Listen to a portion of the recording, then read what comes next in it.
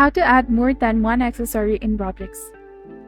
Hello and welcome back to our channel. In this video presentation, I'll show you how to add multiple accessories in Roblox quickly and easily. To keep multiple accessories at once, visit the Roblox website instead of using the app or the launcher. You can do this on your computer or your phone. Once on the website, select Avatar from the menu on the left-hand side. Then go to Accessories tab.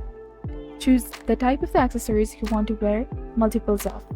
In the Accessories tab, equip the first accessory you want to use. If you're wearing something you like and you want to add stylish aviators on top, right-click on the stylish aviators and click on the link in a new tab.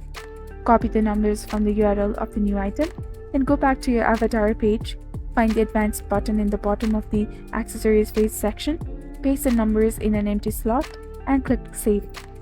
Your character now will wear both accessories at once. So this was all about how to add more than one accessory in Roblox. If you found this guide to be helpful, do not forget to like, comment, share, and subscribe to our channel for more amazing tips and tutorials.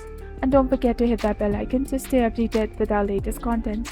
Thank you for watching. See you in the next video.